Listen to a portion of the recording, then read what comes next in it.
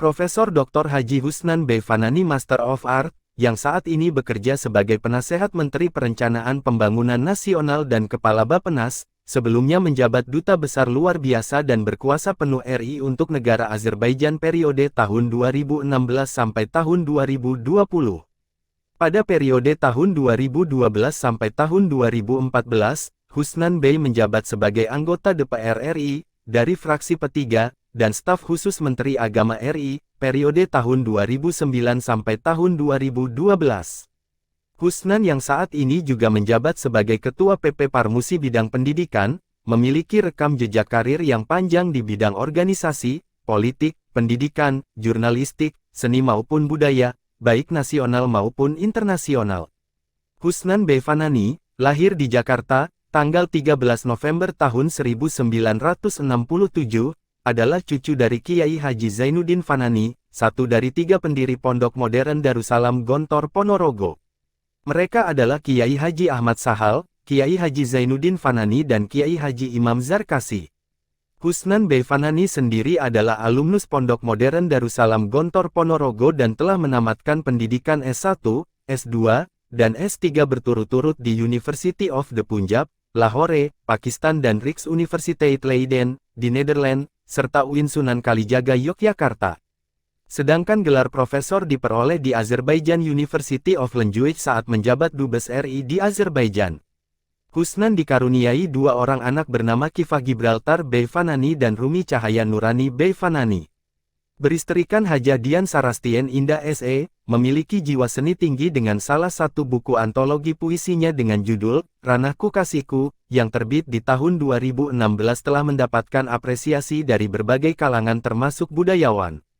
Kalangan perguruan tinggi di Azerbaijan mencatat banyak jasa dari Husnan B. Fanani, karena atas jasanya lah jumlah mahasiswa Indonesia yang studi di beberapa perguruan tinggi di Azerbaijan terus bertambah.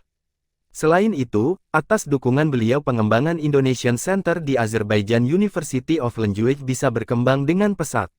Beberapa catatan penting dalam perjalanan karir Husnan B., diantaranya anggota tim penulisan buku, Napak Tilas Pengabdian Kiai Haji Idam Halid dan NU, tahun 1998 sampai tahun 1999, wartawan dan redaksi harian Independen, Jakarta, tahun 1998 sampai tahun 1999, wartawan dan redaksi harian Indonesian Observer, Jakarta 1999. Wakil Rektor Universitas Matlaul Anwar, Pandeglang, Banten, tahun 2000. Asisten pribadi Wakil Presiden RI, Dr. Haji Hamzah Has tahun 2001 sampai tahun 2004. Sekretaris DPP P3, periode tahun 2003 sampai tahun 2007, pemimpin redaksi majalah Pakar, tahun 2002 sampai tahun 2007, lalu menjadi staf khusus Menteri Agama RI tahun 2009. Assalamualaikum warahmatullahi wabarakatuh. Ketemu lagi dalam channel saya Taufik Rahman Abdullah, yang saat ini saya akan mewawancarai Bapak Profesor Dr. Kiai Haji Husnan B. Fanani. Beliau saat ini adalah Ketua Bidang Dakwah Pengurus Pusat Parmusi, Ketua Bidang Pendidikan Pengurus Pusat Parmusi. Kemudian beliau adalah mantan Duta Besar Republik Indonesia dan berkuasa luar biasa dan berkuasa penuh di Azerbaijan, yang sebelumnya juga pernah menjabat anggota DPR RI, dan tentunya sudah mempunyai banyak sepak terjang pengalaman dalam berbagai bidang, baik organisasi, politik, ataupun dakwah. Baik Pak Prof, Assalamualaikum warahmatullahi wabarakatuh. Waalaikumsalam warahmatullahi wabarakatuh. Bagaimana Prof, apa poin penting yang Bapak dapat ceritakan dalam karir Bapak ketika menjadi politisi? Sebelumnya saya ingin bercerita bahwa saya ini adalah seorang santri. Saya santri dan saya menjadi seorang santri setelah saya menyelesaikan sekolah dasar dan sekolah menengah SD dan SMP saya di Jakarta. Saya lahir di Jakarta, besar di Jakarta sampai SMP, dan kemudian saya bersekolah atau nyantri di sebuah pondok pesantren yang cukup besar, yaitu Pondok Modern Gontor di Jawa Timur, Ponorogo.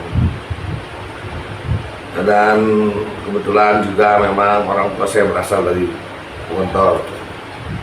Alhamdulillah saya menyelesaikan santri saya, kesantrian saya selesaikan. Saya nyantri di Gontor sampai tahun 86, 87 saya mengabdi di sana. Kemudian 88 saya melanjutkan studi S1 saya di Pakistan. Tahun 93 saya menyelesaikan, atau saya pergi ke negeri Belanda menyelesaikan S2 saya. Tahun 97 saya pulang kembali ke Jakarta, dan di sana kebetulan suasana sedang tidak baik-baik saja waktu itu. Tahun 97-98 terjadi moneter, krisis moneter yang luar biasa, dan Bapak Presiden Soeharto pada waktu itu menjadi tidak stabil dan jatuh dari jabatannya dari Presiden Republik Indonesia tahun 98. Nah, pada tahun itu, setahun kemudian, setelah saya pulang dari Indonesia, saya aktif di Pokjanas HAM bersama, diajak waktu itu untuk beraktivitas di Komnas HAM bersama Bapak Baharudin Lopa, Bapak Mantori Abdul Jalal, dan Bapak Marzuki Darusman. Setahun saya di sana, kemudian saya diajak oleh teman-teman.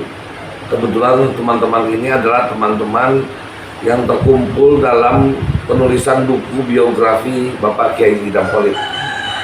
Nah, pada waktu itu pun baru saja ada muktamar Partai Persatuan Pembangunan yang memilih ketua umumnya yang baru, yaitu Bapak Hamzahas dari Bapak Buya Ismail Hasan Materun.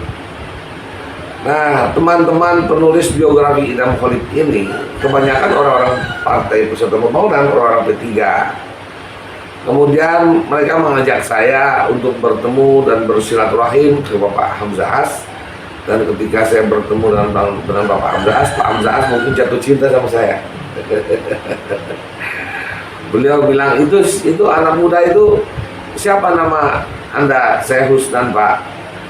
Dari mana? Saya dari pesantren, dari Gontor, dan baru pulang tugas belajar saya di luar, di Pakistan, di negeri Belanda, dan kembali ke tanah air. Oh, kalau begitu mulai besok kamu temani saya di sini.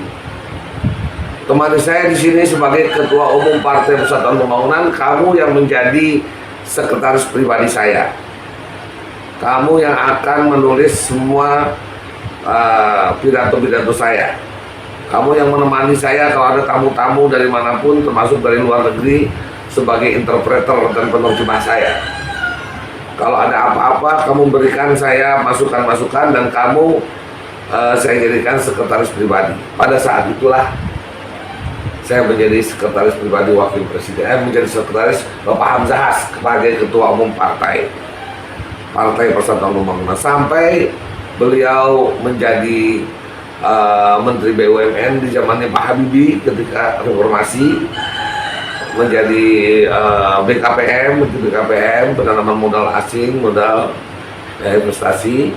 Kemudian beliau menjadi menteri di zamannya Gus Dur, di zamannya Gus Dur beliau menjadi menteri Menko Kesra, Kemudian beliau mengundurkan diri dari Menko Kesra, kembali ke P3 hanya menjadi ketua umum partai.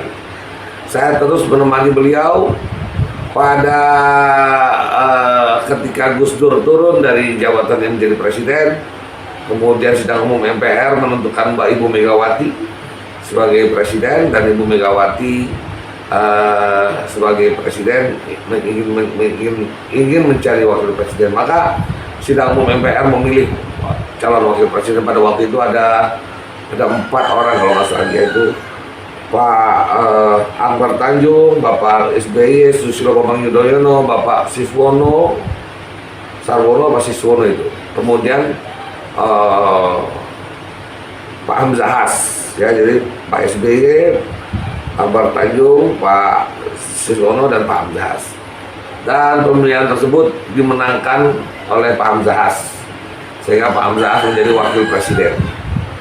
Singkat kata, mulailah saat itu saya menemani wakil presiden. Jadi saya sekaligus sekretaris pribadi ketua umum partai, sekaligus sekretaris pribadi wakil presiden selama 5 tahun, 4-5 ya. Kalau bersama Pak Hamzahas selama 7-8 tahun lah. Tapi kemudian ditambah dengan menjadi sekretaris wakil presiden, sehingga saya terus mendampingi Pak Hamzahas sampai Pak Hamzahas berakhir menjadi wakil presiden tahun 2004-2005. Dari sana setelah beliau selesai, saya terus kemudian bersama-sama dengan teman-teman mengikuti Muktamar P3 tahun 2007 yang dimenangkan oleh pada waktu itu ketua umumnya, yang jadi ketua umum baru setelah Pak Hamzahas adalah Pak Surya Dharma Ali. Maka saya diajak oleh Pak Surya Dharma Ali dan saya menjabat sebagai pengurus harian pusat, sebagai wakil sekjen pada waktu itu. Wakil sekjen hingga 2 periode. Wakil sekjen 2 periode saya menjadi wakil sekjen Partai Persatuan Pembangunan di zamannya Surya Dharma Ali. Nah, tahun 2009 saya mengikuti resmi tahun 2009 ini setelah Pak Hamzahas, ya. Jadi sebelum Pak Hamzahas pun saya mengikuti perjalanan Partai Persatuan Pembangunan. Karena saya sebagai sekretaris pribadi, maka saya juga diminta untuk mengurus partai, tapi di daerah, ya, sebagai orang yang diperintahkan dari pusat untuk membantu pilkada, ya. Pada waktu itu pilkada Gubernur Sumatera Barat, Bapak Saleh Halid, ya. Kita tidak lolos, kita kalah, tapi itu cukup memiliki banyak pengalaman yang saya dapatkan. Kemudian Bupati Pasaman, ya. Bupati Pasaman kita juga menjadikan beliau ketua umum, atau menjadi bupati di Pasaman, ya. Nah, kemudian saya kembali ke Jakarta tahun 2009. Saya mengikuti lagi juga pemilu itu dengan langsung mendaftar sebagai wakil rakyat, ya, DPR, untuk DPR RI wilayah Jawa Barat 3. Disitulah saya juga mulai berpolitik praktis, dan terus tahun 2009 itu ternyata saya gagal, ya, dan yang mendapatkan dari P3 itu adalah Pak Surya Dharma Ali. Namun Pak Surya Dharma Ali kemudian diangkat menjadi Menteri Agama. Saya sempat membantu Pak Surya Dharma Ali dalam Kementerian Agama itu sampai saya mendapatkan PAW, ya, pergantian antar waktu tahun 2012. Makanya terus saya menjadi anggota DPR RI tahun 2012. Ya, itulah perjalanan karir politik yang diawali dari perjuangan keras, ya, perjuangan yang saya sampai hari ini tidak bisa memikirkan bagaimana perjalanan saya sampai ke sini hari ini. Tapi yang saya ingat secara global itulah perjalanan hidup saya, dan kemudian saya saya menjadi wakil rakyat tahun 2002 sampai 2012 dan melanjutkan studi saya pada waktu itu di Universitas Islam Negeri Sunan Kalijaga. Tahun 2012 saya mendapatkan PAW sampai 2016.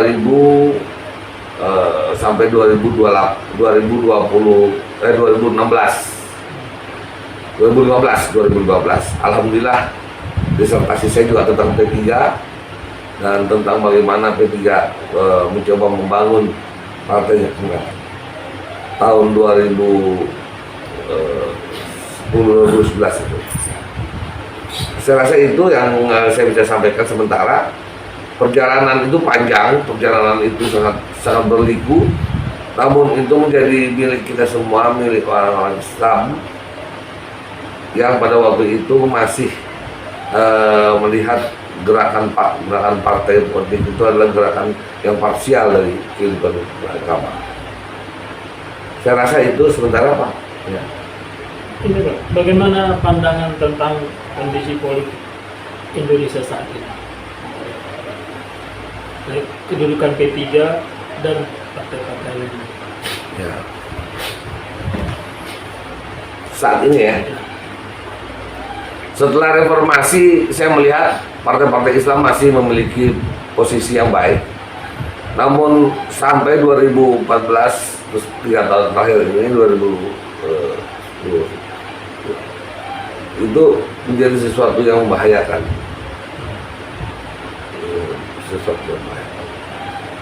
Tapi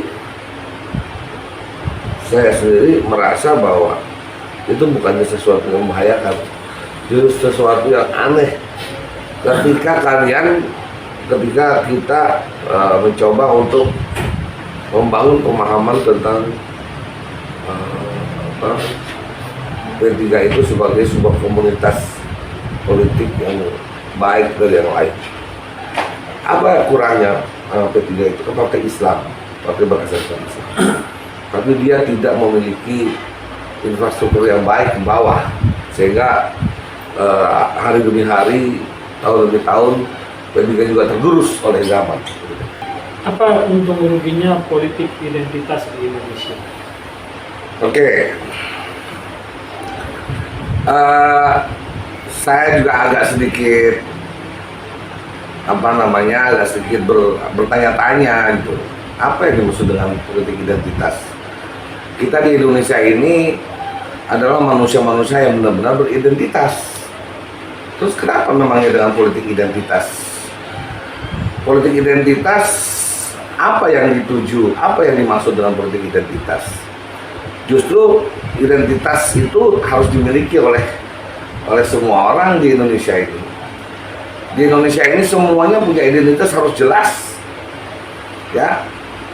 KTP, kartu tanda penduduk, ya, kita tinggal di mana, ada alamatnya, agamanya jelas, Islam, Kristen, Buddha, Yahudi, Hindu, ya, Konghucu jelas, ya. Dan negara Pancasila, yang kalau ditanya Indonesia apa identitasnya? Identitas kita adalah Pancasila, berketuhanan yang Maha Esa, ya, dan sebagainya, lima sila itu. Jadi apa itu Indonesia? Indonesia adalah Bhinneka Tunggal Ika, bermacam-macam suku, bermacam-macam, berwarna-warni, tapi kita tetap satu. Kita adalah satu bagian yang tidak bisa terpisahkan satu sama lain. Kalau ditanya dengan politik identitas, sesungguhnya adalah politik yang harusnya dilakukan yang diperankan oleh seluruh rakyat bangsa Indonesia. Seorang Muslim, seorang orang yang beragama Islam, sudah jelas-jelas mereka hidup dalam konteks Islam. Islam adalah the way of life, jalan hidup, kehidupan, membangun kehidupan, membangun peradaban, membangun kekuatan, membangun pemahaman, membangun kesejahteraan, ekonomi, budaya, semuanya. Yang namanya kehidupan berarti itu adalah Islam. Islam bukan hanya sekedar agama, tapi dia adalah sebagai the way of life, jalan kehidupan. The way of life, jalan kehidupan. Dari mana kita tahu jalan kehidupan itu?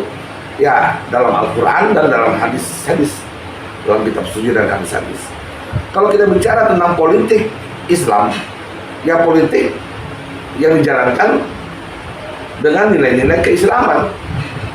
Politik amar ma'ruf nahi munkar, politik akhlakul karimah, politik sopan santun, politik yang mengharamkan hal-hal yang dilarang oleh Allah Subhanahu wa taala. Apa saja yang dilarang oleh Allah Subhanahu wa taala? Ya, riswah, korupsi, mencelakai orang, memfitnah orang, menghina orang, ya, membuli orang, ya, dan banyak sebagainya yang terkait dengan apa yang dilarang oleh Islam. Oleh sebab itu, kalau ada politik Islam dikatakan politik identitas, kalau ada partai politik terus disebut-sebut itu adalah politik identitas, justru malah sebaliknya. Di Indonesia ini ada banyak partai politik yang identitasnya tidak terlihat secara jelas, tidak terlihat secara jelas dan murni. Kalau ada partai Islam, partai berasaskan Islam, itulah yang diharapkan, itulah yang seharusnya ada di tanah air ini. Partai berasaskan Kristen, partai berasaskan Buddha, partai berasaskan Hindu, partai berasaskan segala macam. Nah, itulah yang dimaksud dengan identitas.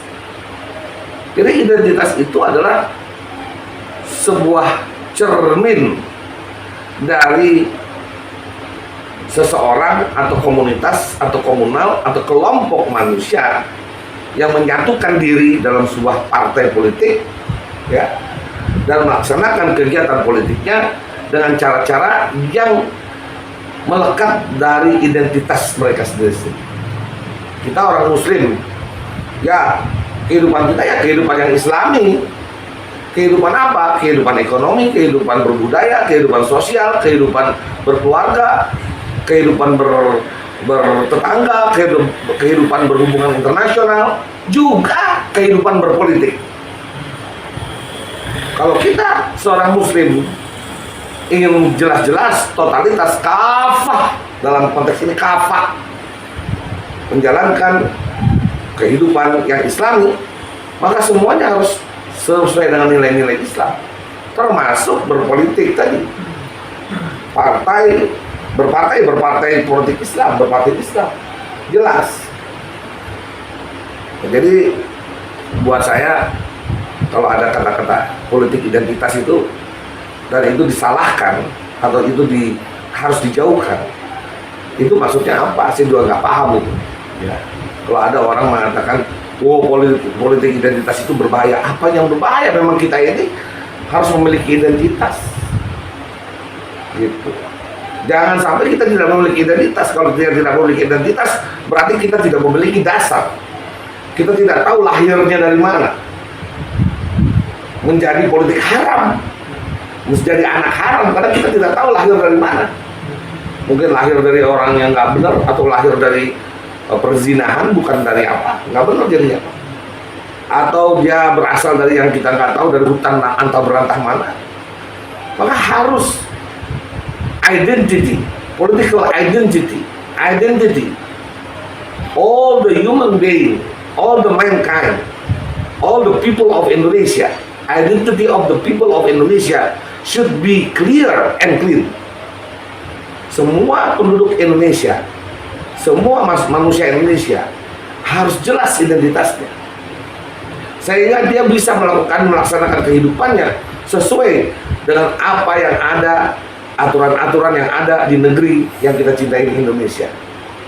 Pancasila jelas, identitas Pancasila, ketuhanan yang Maha Esa, kemanusiaan yang adil dan beradab, ya kan, persatuan Indonesia, jelas. Itu semua adalah dasar dari cara berpolitik kita. Maka kalau orang yang ingin membangun sebuah komunitas partai atau partai politik, harus jelas dia azasnya apa. Azasnya Islam, ya, berpolitik dengan Islam, partai Islam. Apalagi mayoritas penduduk kita di sini adalah Muslim. Oh ya, tapi sekarang banyak orang Islam yang sudah tidak lagi melihat bahwa politik itu harus dengan partai Islam. Jadi ya kita boleh memilih partai mana saja. Oh, itu justru malah kita ragukan keislamannya. Kita ragukan keislamannya. Kenapa? Karena masih tidak kafah menjalankan Islam sebagai agamanya, sebagai jalan hidupnya, sebagai way of life-nya. Itu dipisah-pisah, diparsialkan, dipisah-pisah. Oh, untuk kehidupan politik kita nggak usah pakai partai Islam, nggak usah pakai nilai-nilai Islam. Oh, kalau nanti kita berekonomi, kita pakai ekonomi kapitalis aja, kita akan dapat banyak, nggak usah pakai ekonomi syariah. Oh, kalau nanti kita kita berbisnis, kita nggak usah pakai secara syariah, kita pakai secara umum aja. Oh, nanti kalau kita mau masukkan anak kita ke sekolah, ya udah kita sekolah di sekolah yang tidak ada agamanya, sekolah umum yang tidak ada agamanya. Bagaimana menyekolahkan anak, mendidik anak diawali dengan nilai-nilai yang tidak jelas? Nilai-nilai Tuhan yang diturunkan oleh Tuhan itu jauh lebih jelas, lebih murni, dan lebih masuk kepada kehidupan daripada nilai-nilai yang dibangun oleh komunitas dan kemanusiaan yang tidak jelas. Sehebat apa sih Hitler membangun Nazinya? Habis, tidak ada tersisa. Sehebat apa sih Stalin, Lenin membangun komunismenya? Habis. Sejelas apa sih Fir'aun, Farao, berapa ribu tahun yang lalu dengan kehebatannya? Habis. Tapi Islam sebagai jalan hidup bagi umat manusia sampai akhir zaman, dia tidak akan pernah habis, dan dia akan kekal sampai dunia ini berakhir. Dari abad ke-15, dari abad ke-8, ke-5, ke-6, dari abad ke-6 sampai hari ini abad ke-21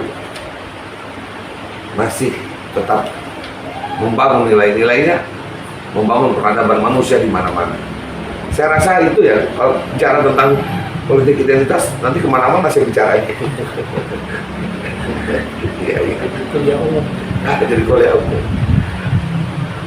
Itu bisa masuk ke topik lain ya. Ya. Tadi kan habis politik ini. Sekarang tentang karir diplomat. Apa saja kesan yang dapat dirasakan ketika jadi duta besar RI luar biasa berkuasa penuh di Azerbaijan? Ya, menjadi diplomat, menjadi seorang utusan, menjadi duta besar, menjadi ambasador. Yang saya rasakan adalah saya dipercaya untuk mewakili negeri dan bangsa ini, seluruh rakyat Indonesia, seluruh bangsa, seluruh negeri ini membebankan pada saya sebuah tugas yang luar biasa untuk menjadi utusan khusus, atau yang dinamai kerennya oleh rakyat, umat, oleh manusia seluruh dunia adalah ambasador. Ambasador itu adalah duta besar, duta sebagai utusan, duta besar, utusan yang luar biasa. Disebutnya pun His Excellency, yang mulia. Saya mewakili Presiden Republik Indonesia, saya mewakili rakyat Indonesia, saya mewakili semua kepala daerah di seluruh Indonesia. Bahkan saya mewakili apa-apa saja yang ada di bumi ini, tanah air Indonesia ini. Saya menceritakan semua yang ada di Indonesia kepada orang yang ada, yang saya mewakili di sana.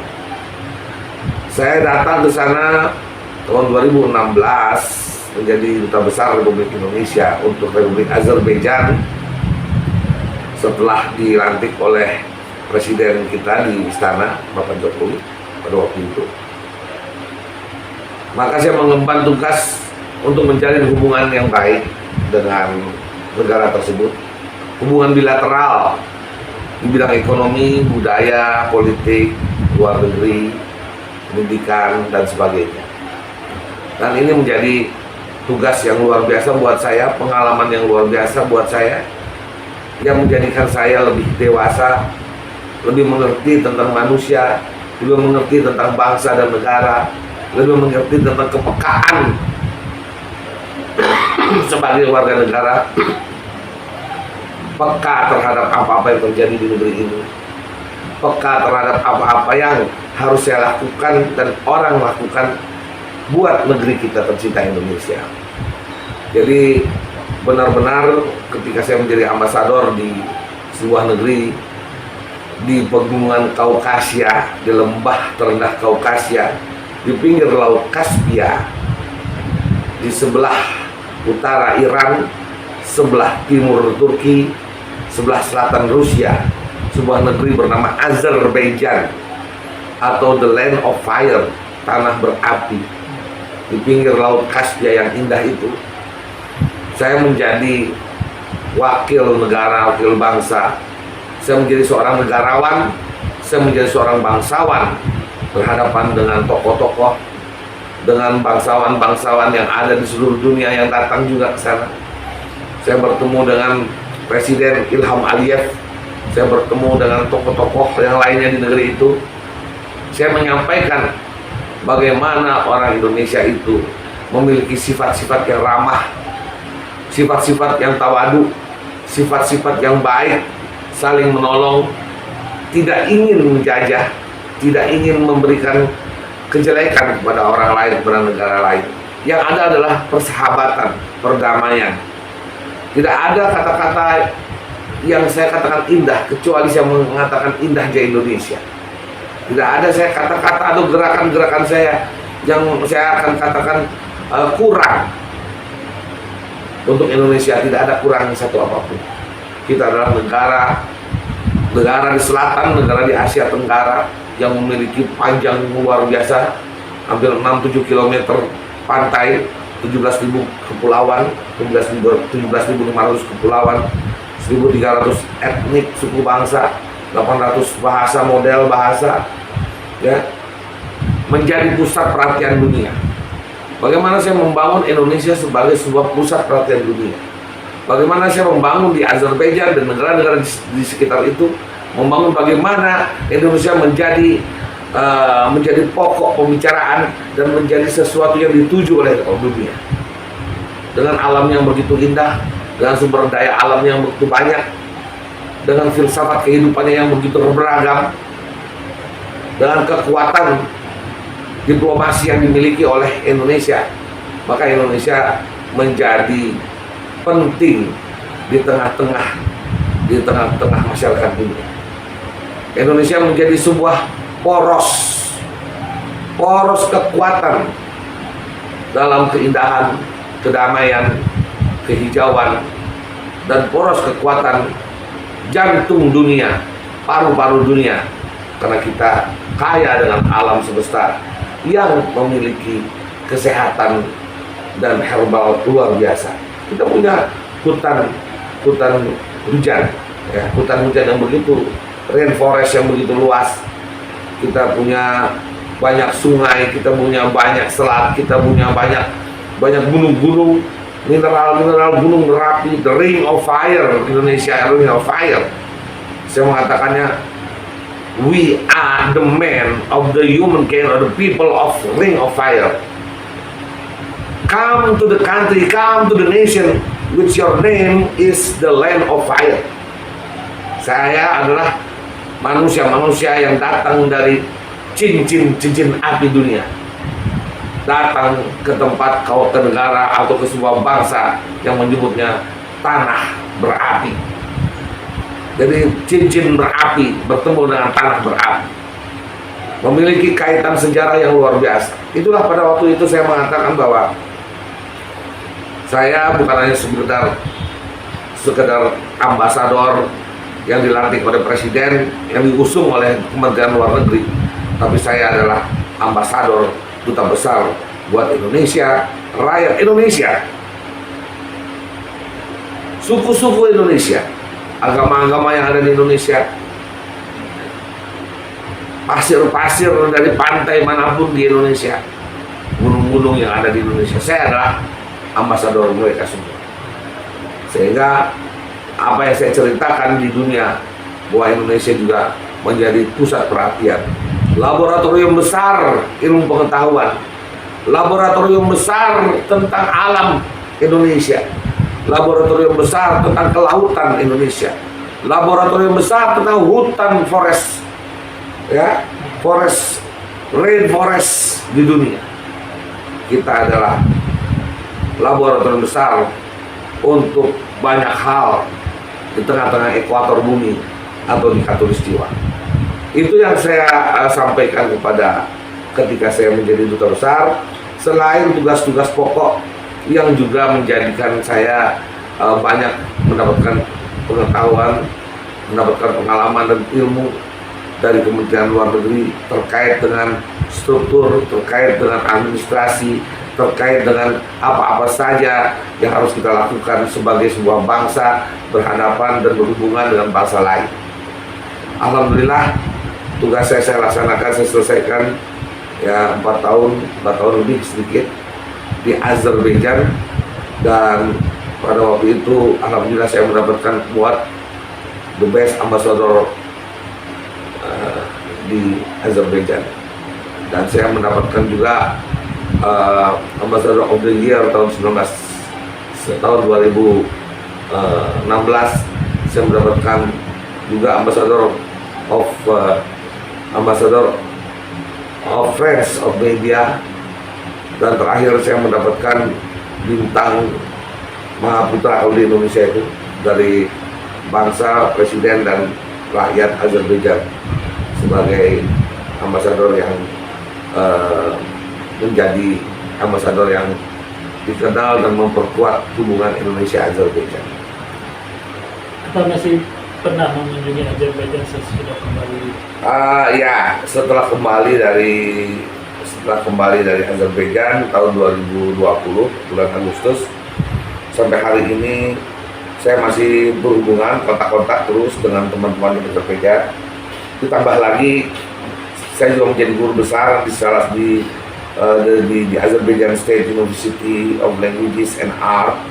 Saya juga menjadi dosen di beberapa universitas di Azerbaijan, sehingga saya masih berhubungan dengan mereka dengan Zoom, dengan apa. Begitu juga dengan teman-teman di Kedutaan Besar Republik Indonesia di sana. Ini ada sesuatu yang ingin disampaikan. Begitu juga saya masih berhubungan dengan teman-teman para pimpinan, para menteri, terutama duta besar yang ada di sana. Saya juga mencoba untuk membangun komunikasi terus, karena komunikasi itu buat saya adalah silaturahim. Tapi untuk datang ke sana, saya belum sempat lagi datang ke sana karena di sini juga di Indonesia juga banyak tugas. Saya juga mengajar di perguruan tinggi, saya juga di pesantren, di beberapa pesantren di tanah air ini sebagai anggota badan wakaf, anggota nazir, sebagai pengasuh dan sebagainya. Tentu juga saya juga masih bertugas membantu Badan Perencanaan Pembangunan Nasional BAPENAS sebagai penasihat menteri di sana, dan banyak lagi yang lain-lainnya. Ya, saya juga berkesenian karena saya suka seni. masih seperti itu lah. Ya. Tentang bagaimana pandangannya terhadap tentang gerakan dakwah yang telah dilaksanakan oleh Parmusi saat ini. Setelah muktamar yang terakhir dan berjalan sampai hari ini hingga ini, sudah mendeklarasikan bahwa dia adalah sebuah organisasi dakwah, ormas dakwah, organisasi masyarakat yang bergerak di bidang dakwah. Dan ini membuat saya sangat bangga dan sangat sangat rugi apabila saya tidak ikut serta dalam dakwah yang dilakukan oleh Parmusi. Dakwah yang dilakukan oleh Parmusi adalah dakwah bil hal, yang tentunya ini juga menjadi bagian yang penting bagi dakwah Islamnya, ya. Membangun desa-desa madani, membangun 4 pilar ya terkait dengan ekonomi, pendidikan, akhlakul mulia, akhlakul karimah, ya, juga membangun pemahaman terhadap semua kaum muslimin Indonesia bahwa dakwah itu bukan berarti kita hanya di atas panggung, di atas mimbar, di masjid maupun di majelis taklim, ya, dengan corong. Dakwah bukan hanya itu, tapi dakwah juga bagian daripada bagaimana kita membangun dan mengembangkan kehidupan yang ada di tempat yang kita datangi. Dakwah juga menjadi bagian amat penting untuk kita mengajak. Jadi dakwah itu bukan hanya menyuruh, membangun, memberikan itu tidak, tapi kita mengajak. Dakwah juga mengajak kepada kebaikan, mengajak kepada amar ma'ruf nahi mungkar. Amar ma'ruf nahi mungkar inilah yang menjadikan pokok tujuan kita, ya, agar manusia Indonesia, manusia muslim Indonesia menjadi manusia-manusia yang mengerti apa yang diamar, diperintahkan oleh Allah untuk melaksanakan kebaikan, amar ma'ruf, dan apa-apa saja yang dilarang oleh Allah. Bahkan kita mencegah dari perbuatan-perbuatan keji dan kotor, nahi mungkar. Jadi amar ma'ruf nahi mungkar yang kita laksanakan bersamaan itu sendiri sudah merupakan pokok bagian dari dakwah kita, ya, secara umum bagi seluruh umat Islam dunia. Dan di Indonesia, Parmusi tidak segan-segan, Parmusi tidak malu-malu, Parmusi gamblang mengatakannya kepada siapapun, kepada presiden, kepada Kapolri, kepada Panglima TNI, kepada rakyat biasa, kepada umat, bahwa gerakan kita akan tetap kokoh. Gerakan dakwah bil hal, gerakan yang kita bangun dari desa-desa, kita membangun sebuah peradaban yang tidak neko-neko, harus membangun bangunan besar dulu, harus membangun kota-kota besar dulu, tidak. Harus masuk ke kota-kota, ke gedung-gedung, harus membangun kota besar, kota ibu kota, tidak. Kita membangun, berdakwah, membangun peradaban dari bawah, dari masyarakat kecil, dari masyarakat sederhana yang tidak tahu bagaimana cara membangun kehidupan secara Islami, membangun kehidupan secara Qurani, membangun kehidupan yang sudah diajarkan oleh Rasulullah, yang diajarkan di dalam Al-Quran dan hadis.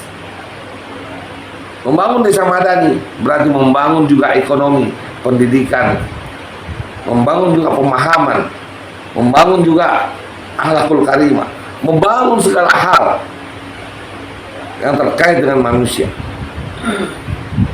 Jadi ini lebih dahsyat lagi bahwa dai-dai kita di seluruh tanah air itu memahami bahwa sesungguhnya apa yang mereka lakukan, mereka kerjakan adalah bagian daripada dakwah. Dakwah itu bukan hanya sekedar memerintahkan, bukan hanya menyebarluaskan dengan corong naik, corong pembesar suara di masjid-masjid, di sekolah-sekolah, di madrasah, di pesantren, dan di majelis taklim, tapi juga dia menjadi contoh, memberikan solusi dalam kehidupan ini. Apa sesungguhnya yang kita perlukan di suatu daerah, di suatu tempat. Disitulah kita membangun dakwah. Di sana ada tempat di pertanian, maka marilah kita bangun kehidupan pertanian yang Islami, yang berjalan sesuai dengan zikir kepada Allah, yang berjalan sesuai dengan asma Allah, yang berjalan sesuai dengan apa-apa yang kita jalankan sebagai seorang muslim. Kalau di sana ada penduduk pesisir, penduduk nelayan, penduduk yang selalu berada di laut. Kita berdakwah dengan membangun sebuah keberanian. Kita menambah keberanian para pelaut-pelaut, para nelayan-nelayan itu untuk mengarungi dan membelah ombak, menggapai rezeki Allah, menarik hal-hal dari setiap pancing dan jaringnya dengan asma Allah, dengan zikir kepada Allah. Maka ikan-ikan yang berzikir pun akan rela berkorban, mengorbankan dirinya untuk masuk ke dalam jaring-jaring ikan itu sebagai rezeki yang diturunkan Allah kepada para nelayan.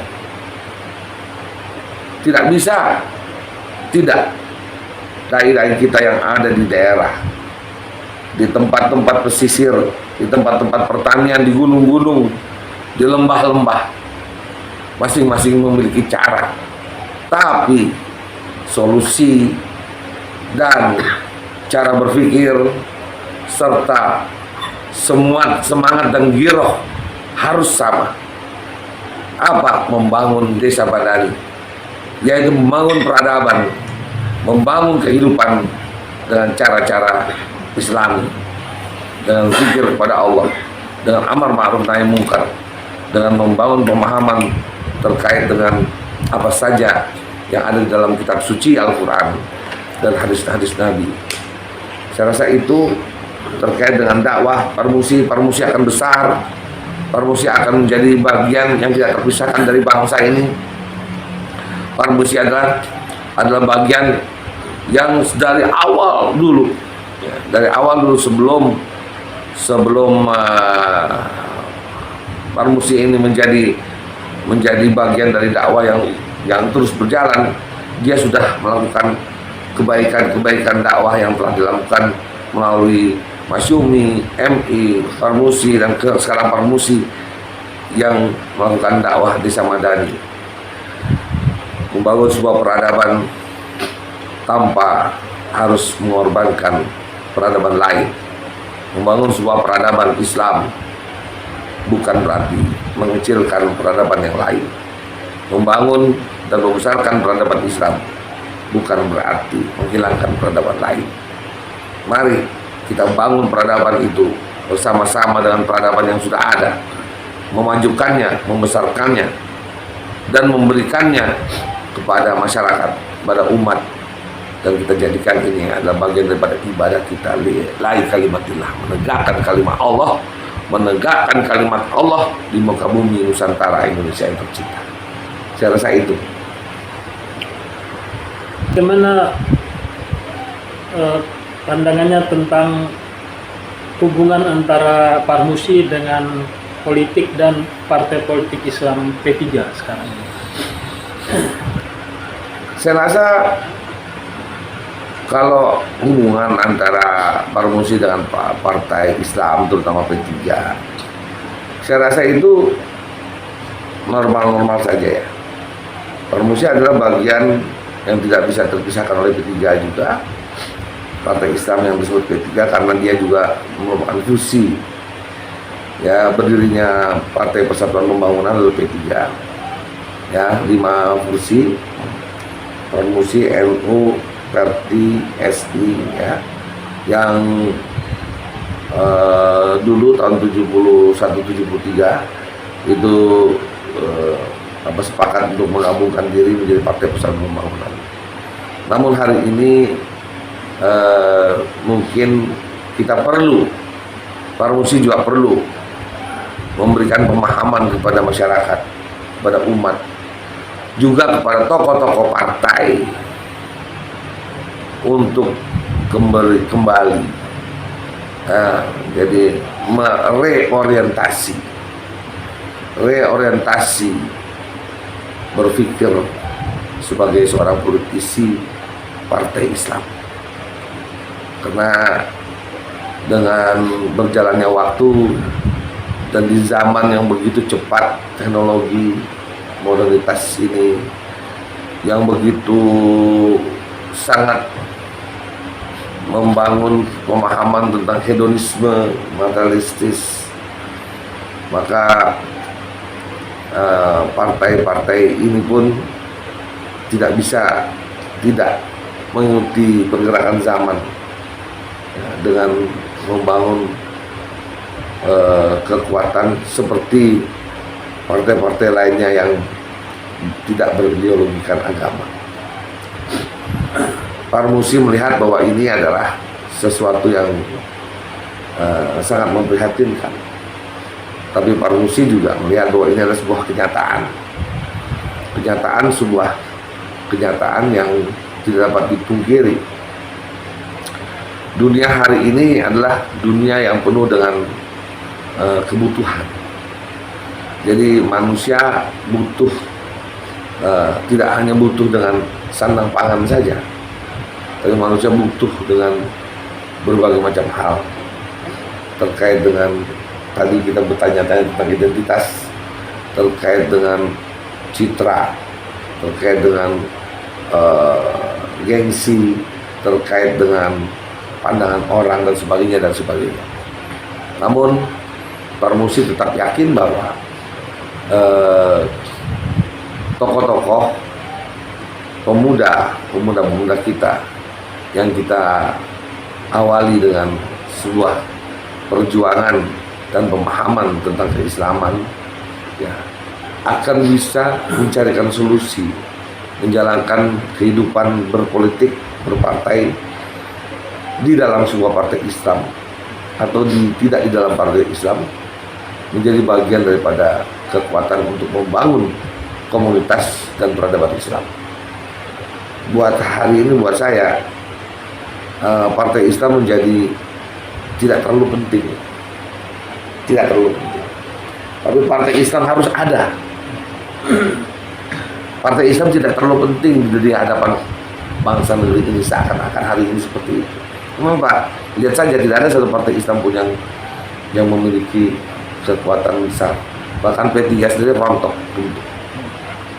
Tapi menjadi penting, menjadi keharusan, karena dia adalah menjadi tempat, ya, umat Islam menitipkan identitasnya sebagai kaum muslimin, orang Indonesia yang muslim, yang memiliki hak berpolitik, hak hukum, hak keadilan hukum, hak keadilan berekonomi, berwawasan, berkebangsaan. Maka umat Islam Indonesia punya hak, ya, dan hak itu seharusnya ada atau dititipkan dalam sebuah gerakan politik atau gerbong politik Islam. Dan disitulah hubungannya antara Islam, antara Parmusi dengan P3. Saya berharap Parmusi juga, kader-kader Parmusi, untuk bisa kembali, ya, bisa kembali membesarkan dan membangun rumah besar politik umat Islam, yaitu P3 kembali dengan sebaik-baiknya, dan menjauhkan dari nilai-nilai dan hal-hal yang terkait dengan hedonisme, yang terkait dengan politik uang, yang terkait dengan materialistis. Walaupun kita tahu itu semua adalah keperluan yang mendasar dalam peta perpolitikan dan permainan politik di tanah air. Bisa dijelaskan mengenai arah kebijakan organisasi Parmusi ke masa yang akan datang? Parmusi harus menjadi sebuah ormas, organisasi masa depan, futuristik. Jadi Parmusi harus memiliki orientasi yang lebih dari Parmusi yang lalu. Parmusi harus memiliki kekuatan berpikir dan komunikasi masyarakat yang luas, yang juga menjadi jembatan bagi kaum milenial, kaum Gen Z, generasi Z, bahkan akan menjadi generasi Alpha nanti. Ya, Parmusi akan menjadi jembatan untuk itu, dan Parmusi akan menjadi bagian yang penting dari setiap generasi. Ya, karena Parmusi memegang prinsip-prinsip dasar kehidupan kehidupan yang diajarkan oleh Allah Subhanahu wa taala yang disampaikan kepada Rasulullah Muhammad SAW, dan Parmusi menjadi bagian yang penting pada saat itu.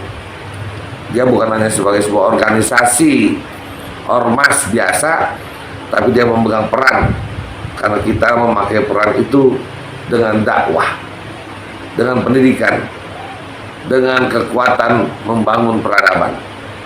Saya yakin Parmusi akan terus menjadi bagian yang penting dalam konteks umat Islam Indonesia di masa yang akan datang. Sedemikian. Demikianlah wawancara saya dengan Bapak Profesor Dr. Kiai Haji Husnan Bey Fanani, Ketua PP Parmusi bidang pendidikan pada hari ini. Mudah-mudahan dapat bermanfaat bagi kita semuanya, terutama dalam kehidupan bermasyarakat, berbangsa dan bernegara, terutama dalam apa yang disampaikan oleh Prof. Baik dalam karirnya sebagai politisi, sebagai diplomat, dan dakwah melalui Parmusi. Terima kasih. Assalamualaikum warahmatullahi wabarakatuh. Assalamualaikum warahmatullahi wabarakatuh.